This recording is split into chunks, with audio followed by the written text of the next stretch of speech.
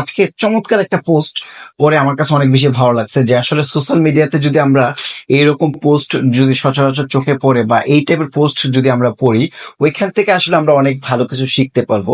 আজকে আমি যে গল্পটা নিয়ে আলোচনা করব সেই গল্পটা হচ্ছে, আপনি যদি সবজি ওয়েট করার জন্য দাঁড়িপাল্লায় যদি সবজি দেন, ওই মুহূর্তে যদি একটা মাছি যদি আপনার দাঁড়িপাল্লাতে বসে, তাহলে আপনার সবজি ওয়েটের মধ্যে কোনো ব্যাঘাত ঘটবে না।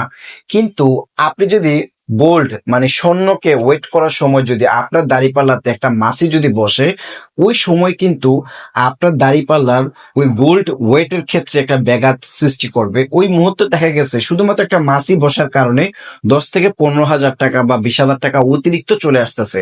সো এই গল্পটা থেকে আসলে আমরা এই জিনিসটা বুঝতে পারলাম যে আসলে আপনি যে জায়গাটা আছেন, ওই জায়গাটা মূলত আপনাকে অবস্থান ক্রিয়েট করে দেয়, ওই জায়গাটা মূলত আপনাকে মূল্যবান করে তোলে, সেই সাথে আপনার আশেপাশে পরিবেশের মানুষগুলো আপনাকে মূল্যবান করে তোলে। সো আপনাকে বন্ধু নির্বাচন করার ক্ষেত্রে সঠিক বন্ধুটা নির্বাচন করতে হবে, যে বন্ধুর সাথে আপনি যদি চলাচল করেন তাহলে আপনার মূল্যটা ডেভেলপমেন্ট হবে। আপনি ওই জায়গাটাতে কাজ করবেন, ওই জায়গাটাতে সবসময় থাকার চেষ্টা করবেন, যে জায়গাটাতে থাকলে আপনার নিজের স্কিলটা তো ডেভেলপমেন্ট হবে, সেই সাথে সাথে আপনার মূল্যটা অনেক বেশি আগের তুলনায় বেড়ে যাবে। এবং এবং মানুষ আপনাকে অনেক বেশি পছন্দ করবে, আপনাকে অনেক বেশি প্রাধান্য দিবে প্রত্যেকটা জায়গাতে।